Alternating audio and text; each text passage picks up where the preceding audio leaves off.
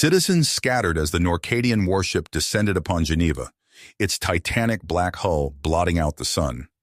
Hydrus the Invincible had arrived. The obsidian vessel settled on the outskirts with a ground-shaking thud. Ramps extended, and a cadre of Norcadian warriors marched out, their spiked armor glinting. They formed a protective perimeter around the ship, energy rifles at the ready, keeping the gathering crowd of humans at bay. Tension crackled in the air. Parents clutched children close. Soldiers gripped their weapons, knuckles white. Earth's leaders watched through narrowed eyes, jaws clenched, preparing for the worst. The Norcadian Empire had tried to conquer humanity before. Millions had died repelling the invaders. And now their most notorious warlord stood on Earth's soil once more. Hydrus emerged, ducking his horned head as he passed through the ship's hatch. 7 feet of battle-scarred orange scales and midnight black armor, eyes blazing like angry suns. He surveyed the human assembly with a sneer of disdain. His tattered red cape, ragged from 100 campaigns, billowed in the wind. The warlord's reputation preceded him. A trail of broken worlds and shattered civilizations lay in his wake. No force had ever withstood his onslaught.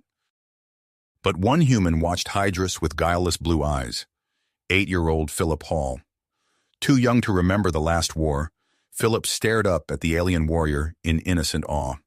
He cocked his head, wondering at the hint of sorrow he spotted in Hydrus's fiery gaze. Surely the Invincible couldn't be sad. As Philip's parents argued in harsh whispers behind him, the boy edged closer for a better look, heedless of the danger. His movement drew Hydrus's notice, and alien eyes met human. Philip's innocent question hung in the air as Hydrus stared down at the small human boy. The warlord's first instinct was to lash out, to punish this insolent creature for daring to speak to him unbidden. But something in the child's earnest gaze gave him pause. "I am not sad, little one," Hydrus rumbled, his deep voice reverberating through the suddenly quiet courtyard. "Merely tired." Before Philip could reply, a woman's voice rang out. "Philip, get away from him!" A blonde-haired woman rushed forward, terror etched on her face as she grabbed the boy and pulled him back. She turned to Hydrus, clearly fighting to control her fear. "Please, forgive my son, Lord Hydrus. He meant no disrespect." Hydrus regarded the woman coolly for a long moment. He recognized her from the negotiations. A linguist, he recalled. Sarah Hall. He gave a curt nod. No matter. The boy intended no harm. Sighs of relief came from the watching crowd as Sarah hustled Philip away, but the boy squirmed out of her grasp and darted back to Hydrus. Before anyone could react, Philip threw his short arms around the warlord's armored waist in a clumsy hug. "I hope you feel better after you rest," Philip said brightly. Then he scampered back to his horrified mother. Shock rippled through the assembled humans and Norcadians. Such familiarity with the Invincible was unthinkable. Hydrus himself stood rigid, too stunned to move. It had been decades since he'd felt a gentle touch. The casual affection unnerved him deeply. "Outrageous," Zarthax hissed from nearby, fingering his plasma sword. "These humans insult you, my lord. Allow me to teach them proper respect." Hydrus held up a hand, quelling his lieutenant's bloodthirsty eagerness. "Stand down, Zarthax. It is of no consequence." But even as he dismissed the incident outwardly, Hydrus found he could not shake the peculiar feeling the boy's hug had triggered. It was almost like warmth, a thoroughly alien sensation. Later that night, as Hydrus lay upon his hard bunk in the warship, sleep eluded him. His mind insisted on replaying the strange interaction with the human boy. What had Philip seen that moved him to reach out? Did he not know the galactic terror he faced? Unbidden, memories rose from the depths of Hydrus's mind, memories he'd long suppressed. The acrid stench of burning scale flesh, the sticky feel of his sister's blood on his hands, the guttural war cries of the Zorgathian raiders as they butchered his people. In his mind's eye, Hydrus saw again the vacant, glassy stare of his sister's lifeless eyes. Talin. His claws clenched, a familiar rage igniting in his breast. In that moment, he'd vowed revenge, pledged himself to strength and bloodshed. The innocent boy he'd once been had perished in those flames, along with everything he held dear. And yet, a human boy's guileless compassion had torn open that old wound, made him feel again, if only for a fleeting instant. Hydrus snarled and shook off the intrusive thoughts. He was the Invincible, the scourge of 1,000 systems. He would not be undone by a mere child's naive gesture. But even as he finally drifted into a fitful sleep, Hydrus couldn't escape a tiny traitorous voice whispering in the back of his mind, "What if the boy sees something you've forgotten?" The days following Hydrus's arrival in Geneva unfolded in a surreal haze. As delegates from both sides gathered for tense negotiations, Philip Hall became an unexpected fixture in the Norcadian encampment. The boy's small figure could often be seen darting between towering alien warriors, his laughter a jarring counterpoint to the grim atmosphere. "Lord Hydrus!" Philip called out, waving enthusiastically as he approached the Warlord during a recess. "Can you tell me more about your home planet? Do you have oceans there? What kind of games do Norcadian kids play?" Hydrus's initial impulse to rebuff the child warred with an unfamiliar urge to indulge his curiosity. "Our world is different from yours," he rumbled, choosing his words carefully. "We have vast seas of liquid methane, and our young train in combat simulations from an early age." Philip's eyes widened. "Wow, that sounds so cool. Do you think I could visit someday?" A flicker of something, perhaps regret, passed over Hydra's face. "That would not be wise, little one. Our atmosphere would be toxic to you." As Philip peppered the Warlord with more questions, Sarah Hall watched from a distance, her brow furrowed with concern. She approached cautiously, placing a hand on her son's shoulder. "Philip, I'm sure Lord Hydrus has important matters to attend to. We shouldn't bother him." Hydrus met Sarah's gaze, noting the mix of fear and commitment in her eyes. "Your son's enthusiasm is not unwelcome," he said, surprising himself with the admission. "He asks thoughtful questions." Sarah's posture relaxed slightly. "He's always been curious about other cultures. Perhaps—" She hesitated, then pressed on. "Perhaps we could continue this discussion during tomorrow's session? I'd be interested in learning more about Norcadian social structures." Hydrus nodded, a grudging respect forming for the human linguist's boldness. "Very well. I look forward to our exchange." As the days wore on, Philip's persistent presence began to chip away at Hydrus's carefully constructed walls. The boy's guileless questions about Norcadian customs and Hydrus's own experiences forced the Warlord to confront long-buried memories. One afternoon, as Philip sat cross-legged before him, Hydrus found himself recounting a sanitized version of a childhood game.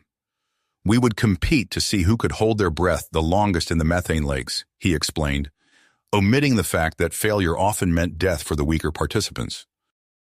Philip's face lit up. "That sounds like our swimming contests. Maybe our people aren't so different after all." Hydrus grunted non-committally, but the boy's words lingered in his mind. Meanwhile, Sarah's diplomatic overtures during the negotiations began to bear fruit. Her insightful questions about Norcadian culture and motivations often caught Hydrus off guard, prompting him to consider perspectives he'd long dismissed. "You speak of honor and strength," Sarah observed during one particularly heated exchange. "But surely there's more to Norcadian society than just conquest? What drives your artists, your philosophers?" Hydrus paused, thrown by the unexpected inquiry. "We value excellence in all forms," he replied slowly. "Our artisans craft weapons of unparalleled beauty. Our scholars study the most efficient methods of planetary subjugation." Sarah leaned forward, her eyes bright with interest. "And before the wars, what did your people create then?" The question struck Hydrus like a physical blow. Unbidden, an image of his sister's delicate murals flashed through his mind, vibrant depictions of Norcadian mythology that had adorned their childhood home before the Zorgathian attack. He pushed the memory aside with effort. "That is not relevant to our current discussion," Hydrus growled, but his usual venom was lacking. As the fragile detente continued, whispers of disapproval began to circulate among both human and Norcadian factions. Hydrus caught sight of Zarthax huddled with a group of hardline warriors, their voices low and angry. The Warlord's lieutenant met his gaze with poorly concealed resentment before turning away. tensions finally boiled over during a critical negotiation session. General Nathaniel Briggs, a grizzled veteran of the last Norcadian War, smacked his palm on the table. "While we waste time talking, your forces continue to ravage our outer colonies. This is nothing but a ploy to weaken our defenses." Hydrus bristled, his carefully cultivated calm evaporating. "If your kind weren't so stubbornly attached to those worthless rocks, there would be no need for conflict. Your intransigence forces our hand." The chamber erupted in shouts and recriminations. Sarah attempted to interject, but her voice was lost in the cacophony. Just as it seemed violence might erupt, a small figure darted into the room. Philip Hall, clutching a piece of paper to his chest, made a beeline for Hydrus. The assembled delegates fell silent, watching in disbelief as the boy approached the fearsome warlord. "I made this for you," Philip said softly, holding out his offering. Hydrus stared down at the crude crayon drawing. Two stick figures, one orange and spiky, the other small and pink, stood hand in hand beneath a vibrant rainbow. The warlord's claws twitched, and for a moment it seemed he might tear the childish artwork to shreds. Instead, Hydrus carefully folded the paper and tucked it beneath his breastplate. The simple act seemed to deflate the tension in the room. The warlord's eyes, when he raised them to address the assembly, held a hint of weariness. "Perhaps," Hydrus rumbled, "we have all allowed our anger to cloud our judgment.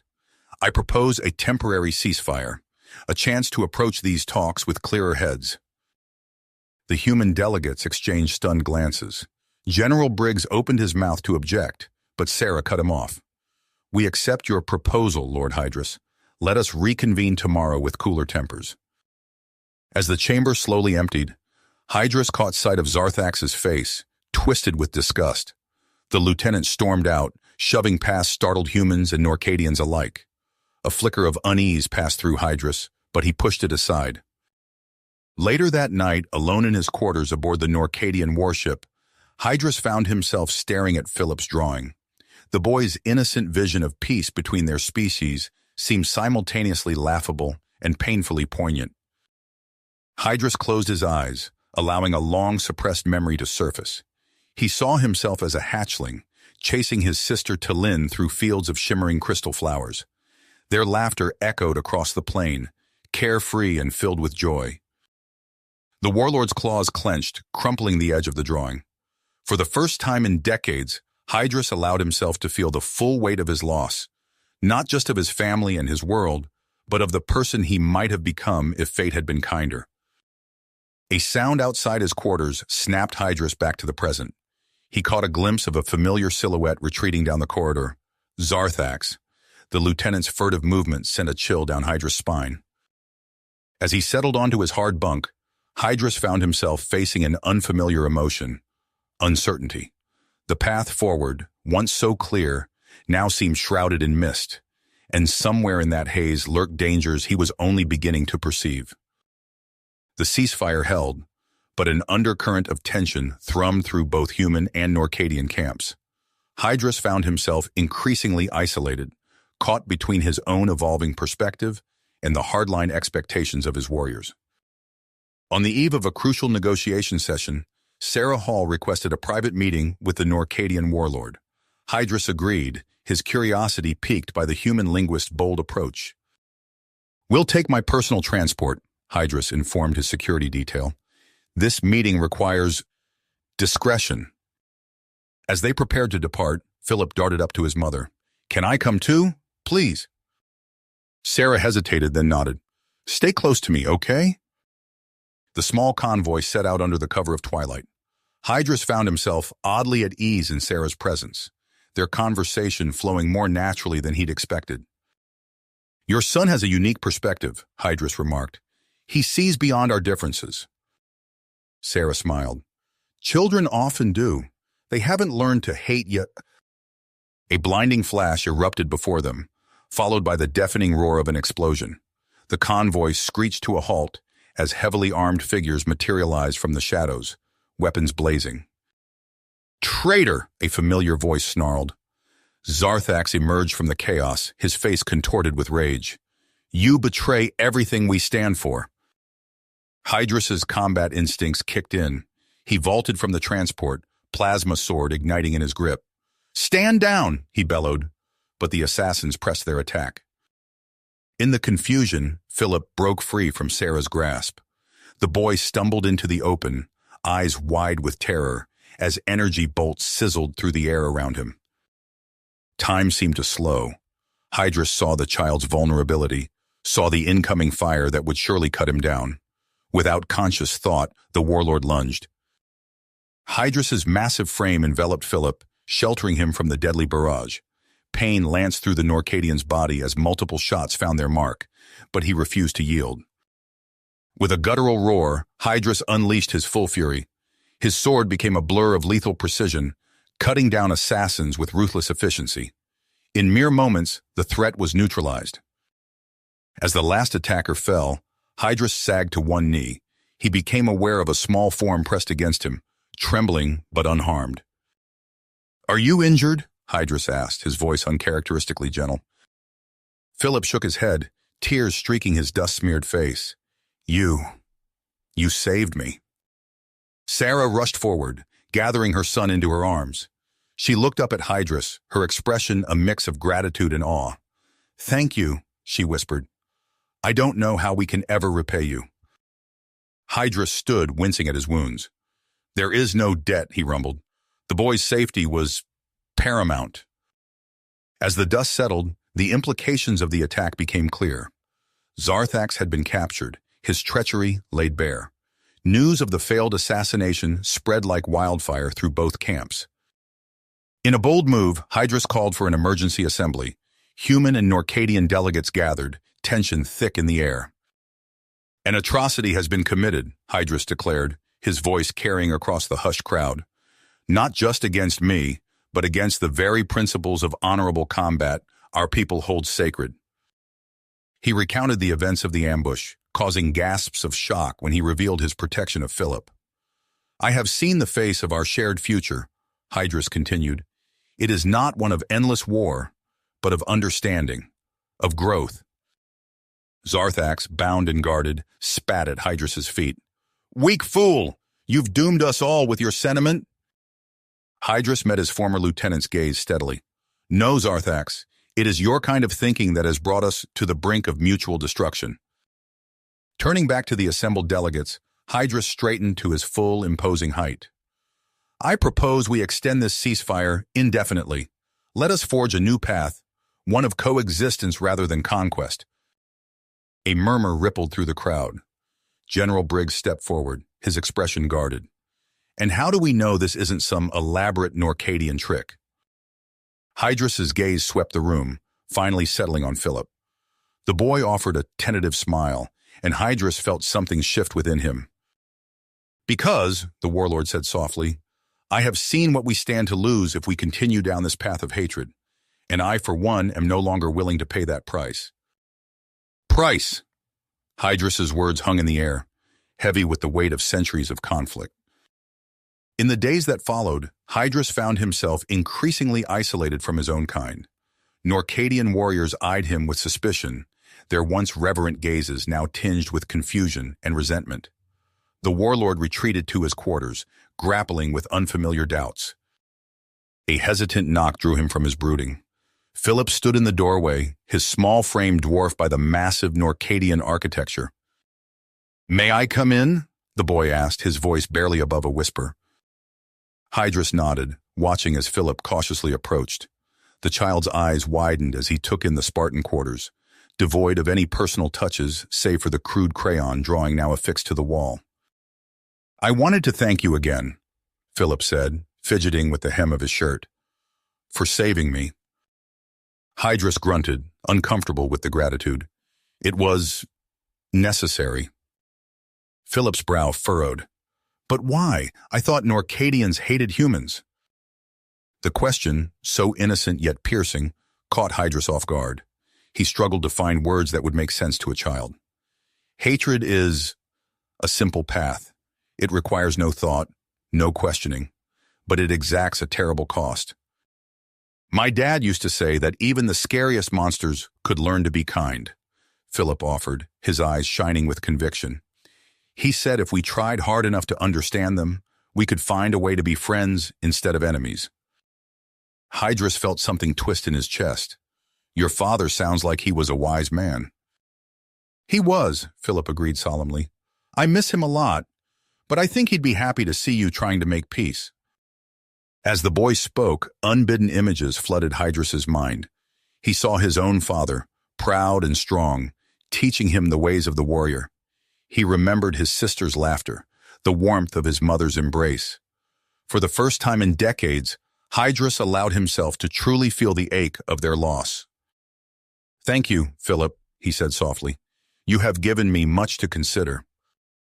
Later that evening, Sarah Hall requested a private audience. Hydrus found her waiting in a small conference room, her posture tense but determined. I wanted to speak with you about Philip, she began, and about the future. Hydrus settled his massive frame into a chair, gesturing for her to continue. Sarah took a deep breath. My husband, before he died, believed that true understanding could bridge even the widest divides. He dedicated his life to finding peaceful solutions, even in the face of seemingly insurmountable odds. She leaned forward, her gaze steady. I've seen the way you look at Philip, Lord Hydrus, the way you've changed since meeting him. If a child's kindness can reach even the most feared warlord in the galaxy, surely there's hope for all of us. Hydrus remained silent, processing her words. The seed of doubt that had taken root in his mind began to flourish, nourished by the Hall family's unwavering belief in the possibility of peace. In that moment, Hydrus made a decision that would alter the course of galactic history. He rose, towering over Sarah, but his voice was quiet when he spoke. Summon your leaders. And mine. It's time we forged a new path. The following days were a whirlwind of tense negotiations and heated arguments. Hydrus stood firm against the protests of his own high command, declaring an immediate and permanent ceasefire with humanity. We have spilled enough blood, he thundered, silencing the outraged cries of his generals. Our people were meant for more than endless war. It is time we remembered that. As Hydrus's emissary ships prepared to depart with the proposed peace accords, an alarm blared through the command center.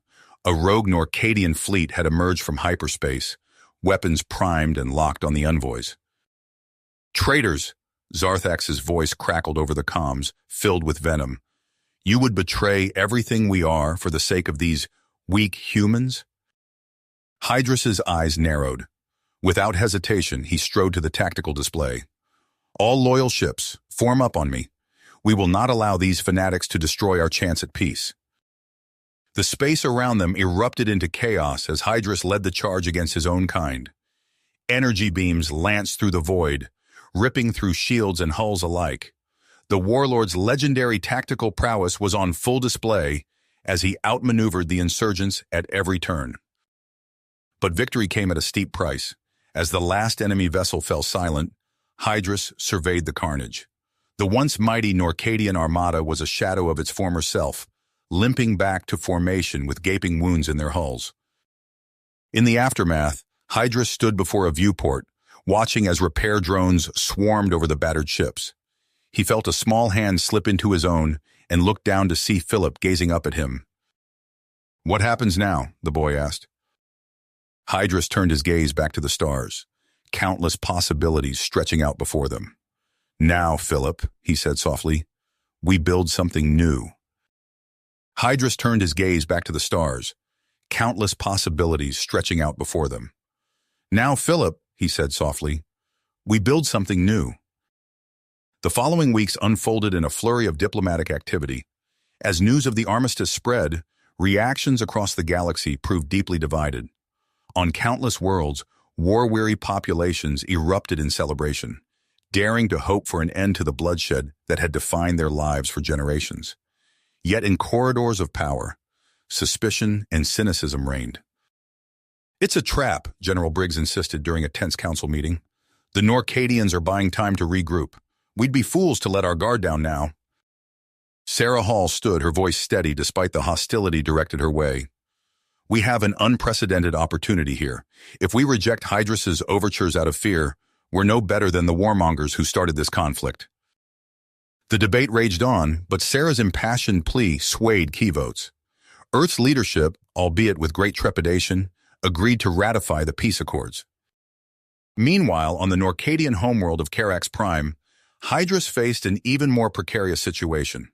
The once revered warlord found himself branded a traitor by hardline factions within his own government. "You would have us bow to human weakness?" General Felsora, Hydrus's aunt, spat the words with contempt. Her cybernetic eye pulsed an angry red as she confronted her nephew in the Grand Hall of Warriors. "I raised you better than this, boy." Hydrus met her glare unflinchingly. "The path of endless conquest has brought our people nothing but ruin, aunt. It's time for a new way." Felsora's lips curled in a snarl. "Then you are no longer fit to lead us." She turned on her heel, her cloak billowing behind her as she strode from the chamber. Hydrus watched her go, a cold dread settling in his stomach. He knew this confrontation was not nearly finished. Earth's world government, in a gesture of cautious optimism, extended an invitation for Hydrus to attend a gala celebrating the landmark peace treaty. The event would be broadcast live across the galaxy, a pivotal moment that could solidify or shatter the fragile armistice. Hydrus arrived flanked by his most trusted Norcadian peacekeepers, their towering forms a stark contrast to the human dignitaries in attendance. As he entered the opulent ballroom, a hush fell over the crowd. Hydrus scanned the sea of faces, noting the mix of awe and fear in their expressions. His gaze settled on a familiar figure, Philip standing proudly beside his mother. The boy's face lit up with a wide grin, and Hydrus felt a warmth in his chest he was still learning to identify. The warlord had barely taken 2 steps when the windows exploded inward, in a hail of glass and plasma fire. Screams erupted as figures in Norcadian battle armor rappelled into the room, weapons blazing. "Death to the traitor!" The battle cry rang out, and Hydrus recognized his aunt's voice. Time seemed to slow. Hydrus saw Philip exposed and vulnerable amidst the chaos. Without hesitation, he lunged forward, his massive frame shielding the boy, as energy bolts sizzled through the air around them. "Stay down," Hydrus growled, his body curled protectively around Philip. The child clung to him, trembling but trusting. The room erupted into a furious firefight. Hydrus's elite guard engaged the assassins, their precise movements a deadly dance. But it was the actions of other Norcadian soldiers that turned the tide. Witnessing their leader's selfless protection of a human child, they turned their weapons on Felsora's forces. "For Lord Hydrus!" The cry went up, and the would-be assassins found themselves outmatched and surrounded. In the aftermath, as medical teams tended to the wounded, Hydrus knelt before Philip. "Are you harmed?" he asked, his gruff voice gentler than anyone had ever heard it. Philip shook his head, his eyes wide. "You saved me again." Hydrus nodded solemnly. "And I always will." The assassination attempt, broadcast live across the galaxy, had an unexpected effect. Seeing the feared Norcadian warlord risk his life to protect a human child shattered long-held prejudices. Even the most ardent human skeptics began to believe in the sincerity of Hydrus's change of heart. Yet the threat was a long way to go. Felsora had escaped, and reports indicated she was marshaling a loyalist armada for a full-scale coup. Hydrus knew he had to return to Carax Prime to solidify his rule and implement the sweeping changes he had promised. "I must go," Hydrus told Sarah and Philip, his expression grave. "My aunt will not rest until she has destroyed everything we've built." Sarah nodded, understanding the gravity of the situation. "What about Philip? He won't be safe here if Felsora's supporters make another attempt." Hydrus considered for a moment, then made a decision that surprised even himself. "He will stay with you, under Earth's protection. His safety is paramount to me." Philip's eyes welled with tears. "But I want to go with you." Hydrus knelt, placing a massive hand on the boy's shoulder. "Your bravery does you credit, young warrior. But this is a battle I must face alone. Know that I go to fight not just for my people, but for our shared future." As Hydrus's ship prepared for departure, he cast one last look at Philip and Sarah. The boy raised his hand in a salute, and Hydrus felt a fierce commitment settle over him. He would forge a new path for his people, despite the toll. The Warlord's ship streaked into hyperspace, hurtling towards a confrontation that would determine the fate of two civilizations. On Earth, Philip watched the stars, holding tight to the hope of Hydrus's return and the promise of a brighter tomorrow. Months passed, and the landscape of Norcadia Prime began to transform. Where once stood austere military compounds, now rose the gleaming spires of the human colonial territory. Hydrus surveyed the construction from a hovering platform, his massive frame dwarfing the human engineers beside him.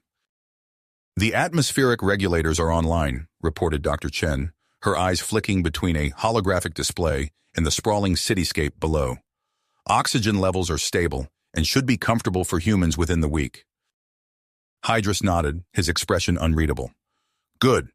Prepare for the first wave of settlers." As the platform descended, Hydrus caught sight of a familiar figure waiting on the landing pad. Sarah Hall stood tall, her diplomatic uniform crisp despite the swirling dust. Beside her, Philip bounced on his heels, barely containing his excitement. "Welcome back," Sarah said, extending her hand.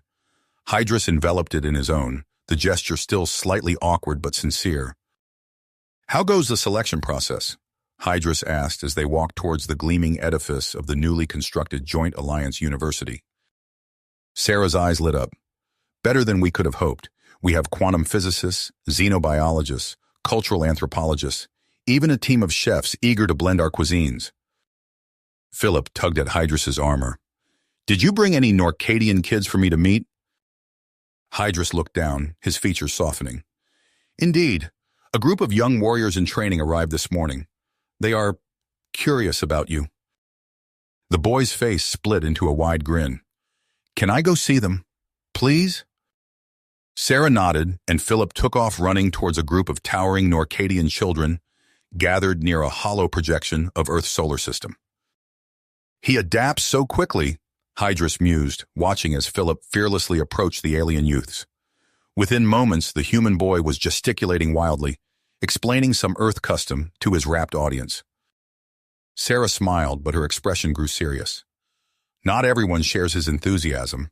There have been incidents." Hydrus's eyes narrowed. "Explain!" Before Sarah could elaborate, an explosion rocked the plaza. Hydrus whirled, his battle-honed instincts kicking in as he scanned for threats. Through the billowing smoke, he saw a group of Norcadian extremists advancing, weapons drawn. "For the purity of Carax!" one of them bellowed, raising a plasma rifle. Hydrus moved with impossible speed for his size, placing himself between the attackers and the terrified humans. "Stand down!" he roared, his voice carrying across the plaza. The lead attacker hesitated, but then his dedication hardened. "You're no true Norcadian, Hydrus. You've been corrupted by these weaklings." Energy bolts sizzled through the air. Hydrus deflected several with his armor, but one struck a nearby building. Debris rained down, and Hydrus heard a chilling sound. Philip's cry of pain. Time seemed to slow as Hydrus turned. The boy lay crumpled beneath a fallen girder, blood seeping from a gash on his forehead. Sarah was already rushing to his side, her face a mask of terror. Something primal awoke in Hydrus.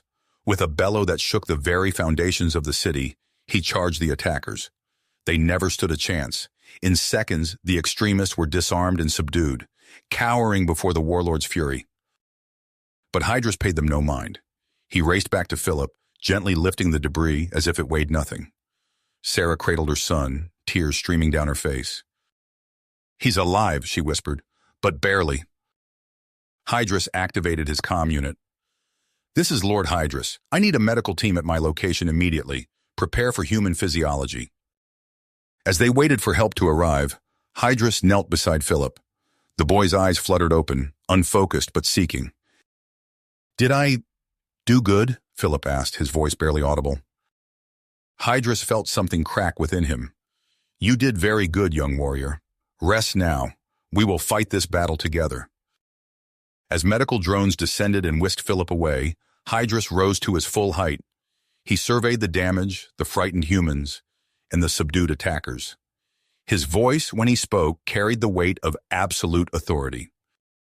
"Hear me, people of Norcadia and Earth. This violence ends now. We stand united or we fall divided. The choice is yours." Across the plaza, humans and Norcadians alike straightened, drawn by the conviction in Hydras's words. In that moment, a new chapter in their shared history began to unfold. Decades passed, and the alliance between humans and Norcadians flourished under Hydras's steady leadership. The Joint Alliance University, once a fledgling institution, now sprawled across Norcadia Prime's capital city. Its halls bustled with a diverse mix of species, their collaborative efforts yielding technological marvels beyond what either civilization could have achieved alone. Hydras stood atop the university's central spire, surveying the thriving metropolis below. The city's architecture seamlessly blended human and Norcadian aesthetics, a physical embodiment of their hard-won unity. His reverie was interrupted by an urgent comm alert. "Lord Hydras," a panicked voice crackled through the speaker. "We have a situation in the medical wing." Minutes later, Hydras strode into a quarantine chamber. Through the transparent barrier, he saw a Norcadian warrior writhing on a bed, his skin mottled with angry purple lesions.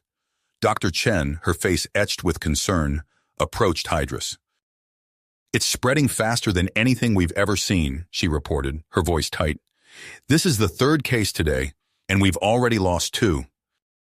Hydras's eyes narrowed. "What is the cause?" "Unknown," Dr. Chen admitted, "but preliminary scans suggest a highly adaptive virus. It's targeting Norcadian physiology with frightening precision." As days turned to weeks, the mysterious plague swept through Norcadian worlds like wildfire. Colonial outposts went dark. Entire battalions fell without firing a shot. On Norcadia Prime, the human colonial territory implemented strict containment protocols, but it wasn't enough. Hydras received the news he'd been dreading during an emergency council meeting. Sarah Hall, her hair now streaked with gray, delivered the report with grim finality. "We've confirmed the first human cases," she said, her voice steady despite the fear in her eyes. "The virus has mutated." The council chamber erupted into chaos. Accusations flew as fear gripped even the most stalwart leaders. Hydras banged his head on the table, silencing the room. "This is no time for division," he growled. "We face this threat united or not at all." As if summoned by his words, the door burst open. Philip Hall, now a young man with his mother's willpower etched into his features, strode into the chamber. "I may have found a solution," he announced, his eyes alight with the fervor of scientific breakthrough. "But it won't be easy." Philip laid out his theory: an ancient alien civilization, a primordial strain of the virus, and a desperate mission into uncharted space. The council listened in stunned silence. "No," Hydra said firmly when Philip finished. "It's too dangerous. I won't risk your life on a fool's errand." Philip met the warlord's gaze unflinchingly. "With all due respect, Lord Hydras, we don't have a choice. Every moment we delay, more people die. This could be our only hope." Hydras saw the same fire in Philip's eyes that had burned in his own so many years ago. With a heavy heart, he realized he couldn't stand in the way of what needed to be done. "Very well," Hydras conceded, "but you won't go alone." Within days, the Zychron, Hydras's personal flagship, was readied for the perilous journey. A hand-picked crew of humans and Norcadians prepared for launch, each acutely aware of the monumental stakes resting on their shoulders. As Philip boarded the ship, Hydras placed a massive hand on his shoulder. "You have the heart of a true warrior," he said softly. "May it guide you through the darkness ahead." The Zychron's engines flared to life, lifting the ship from the launch pad. Hydras watched it disappear into the stars, a silent prayer on his lips for the crew's safe return. Aboard the ship, Philip took his place on the bridge. He gazed out at the vast expanse of space, knowing that somewhere in its infinite depths lay the key to saving both his people and the Norcadians. The Zychron accelerated, plunging into the unknown as the first waves of a galactic pandemic raged behind them. The Zychron emerged from hyperspace, its sleek hull reflecting the eerie light of an unknown star system. On the bridge, Philip gazed at the looming planetoid on the interface, its cratered surface a testament to eons of cosmic bombardment. "Scanners detecting faint energy signatures," reported Lieutenant Kira, her fingers dancing across the control panel. "Consistent with ancient technology." Philip nodded, his heart racing. "Take us in, nice and easy." As the Zycron descended through the planetoid's thin atmosphere, jagged spires of crystalline structures came into view. The ship touched down on a plateau overlooking a vast complex of alien architecture. "Atmosphere's breathable, but barely," Dr. Yvain announced, checking his instruments. "We'll need respirators." Philip led the expedition team out onto the alien surface. Their boots crunched on gravel composed of shattered crystals as they approached the entrance to the ruins. A massive doorway loomed before them, covered in indecipherable glyphs. "Amazing," breathed Dr. Yvain, running his scanner over the symbols. "This predates any known civilization by millions of years." As they ventured deeper into the complex, Philip felt a growing sense of unease. The air was thick with ancient dust, and strange echoes seemed to follow their every step. In a cavernous chamber, they discovered what they sought: a crystalline database pulsing with faint bioluminescence. "This is it," Philip said, his voice hushed with awe. "The key to stopping the virus." But as Dr. Yvain began interfacing with the alien technology, a tremor shook the ground. Alarms blared from their communicators. "Philip!" Lieutenant Kira's voice crackled with urgency. "We're detecting a massive spatial anomaly heading straight for us." The team raced back to the Zycron, the ground buckling beneath their feet. As they reached the ship, a blinding flash of energy washed over them. The Zycron's hull groaned under the strain. "Reactor's going critical," shouted the chief engineer. "We've got minutes before it blows." Philip's mind raced. He knew what he had to do. "Everyone to the escape pods," he ordered. "I'll divert the reactor's energy." "But sir," Lieutenant Kira protested. "That's an order," Philip barked. As the crew evacuated, Philip sprinted to the engine room. His fingers flew over the controls, rerouting power and coolant. The ship shuddered around him as he worked, sweat beading on his brow. With a final keystroke, Philip diverted the failing reactor's energy. The ship lurched, nearly knocking him off his feet. A wave of searing heat washed over him, and he knew instantly that he'd been exposed to a lethal dose of radiation. Stumbling to the communications array, Philip transmitted the vital data to Hydrus. His vision blurred as he recorded a final message. "Lord Hydrus, we found it. The cure, it's in your hands now. Save them. Save them all." Philip dragged himself to the last remaining escape pod, his body already racked with pain. As he launched into the void, he caught a final glimpse of the Zycron, its hull torn open like a wounded beast. The journey back to Norcadia Prime passed in a haze of agony and delirium. When the pod crash-landed, Philip was barely clinging to life. Through failing eyes, he saw a massive figure approach. Hydrus. The Warlord cradled Philip's broken body, his voice choked with emotion. "My boy, what have you done?" Philip gripped Hydrus's arm with the last of his strength. "Promise me," he rasped. "End this, at any expense?" As darkness closed in, Philip saw dedication harden in Hydrus's eyes.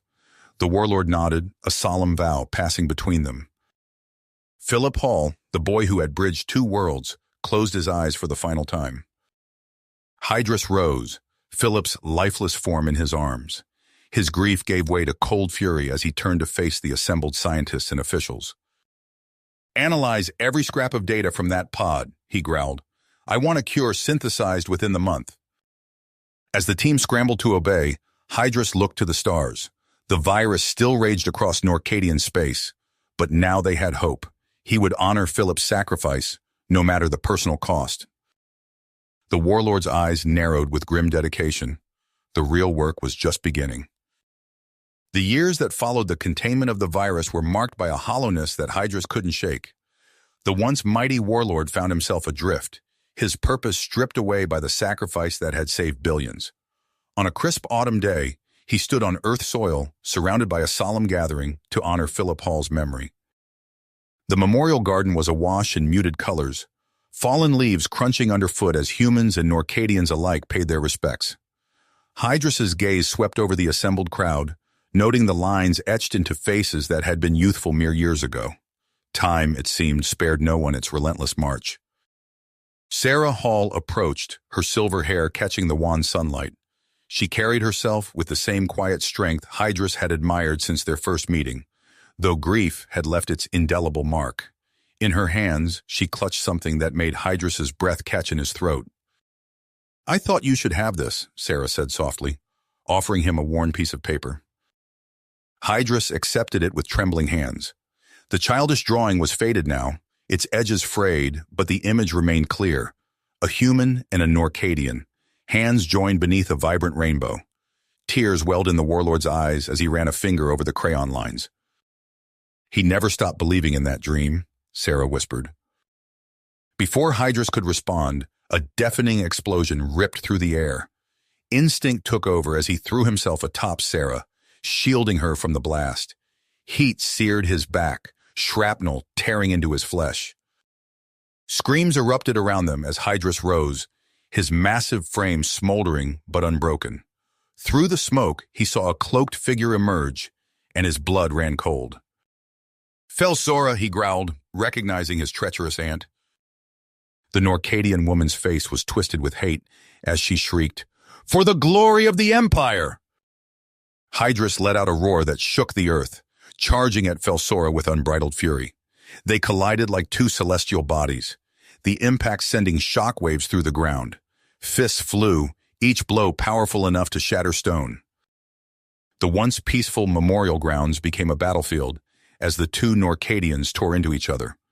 Hydrus fought with the rage of a wounded animal, every loss and betrayal fueling his onslaught. But Felsora matched him, blow for blow, her own hatred burning just as bright. In a blur of motion, Felsora pinned Hydrus to the ground, a wicked blade raised high. As she brought it down, their eyes locked. For a heartbeat, Felsora hesitated, something flickering in her gaze, recognition, perhaps even regret. The moment shattered as quickly as it came. Felsora's battle cry split the air as she plunged the blade downward. A blur of movement intercepted the killing blow. An armored human soldier threw himself between them, catching the strike meant for Hydrus. The blade bit deep, and the nameless warrior crumpled to the ground. Shock rippled through Felsora, her grip on the weapon faltering. Hydrus seized the opening, surging upward with his last reserves of strength. He grappled Felsora in a crushing embrace, lifting her skyward before slamming her to the earth with bone-shattering force. A sickening crack echoed across the battlefield. Hydrus bore down, his hands wrapping around Felsora's throat as years of pain and rage poured out of him. He barely registered Sarah's voice, hoarse and pleading, cutting through the haze of violence. "Hydrus, stop, please!" The words pierced his fury, and Hydrus recoiled, staring at his blood-stained hands in horror. Felsora lay still, her unseeing eyes fixed on the sky above. Silence fell over the ruined memorial as the dust began to settle. Hydrus turned, his gaze falling on the fallen human soldier. He gathered the broken body in his arms, cradling it as he had once held Philip. In the warrior's lifeless grasp, Hydrus saw a splash of color. With trembling fingers, he retrieved Philip's drawing, now stained with fresh blood. The rainbow and joined hands were smeared, the once hopeful image forever altered. A primal howl tore from Hydrus's throat, echoing across the devastated landscape. The sound carried with it the weight of countless losses, the burden of a dream deferred. As the cry faded, Hydrus sagged, utterly spent. He looked to Sarah, his eyes pleading. She approached slowly, placing a gentle hand on his brow. Leaning close, she whispered words meant for him alone. Then she stepped back, turning away as Hydrus closed his eyes. The gathered survivors watched in stunned silence as the mighty warlord seemed to deflate, the fire that had driven him for so long finally extinguished. He sat motionless, the soldier's body in his lap, the blood-stained drawing clutched to his chest. Humans and Norcadians alike formed a circle around Hydrus, their faces etched with a complex mixture of emotions. As the sun began to set, casting long shadows across the scarred earth, they stood vigil, witnesses to the end of an era and the uncertain dawn of what was to come. You have reached the end of the story. If you enjoyed this story and want to support us, please leave a like and subscribe to our channel, and for every comment that says 88, I will heart every single one of them. Thank you for your time.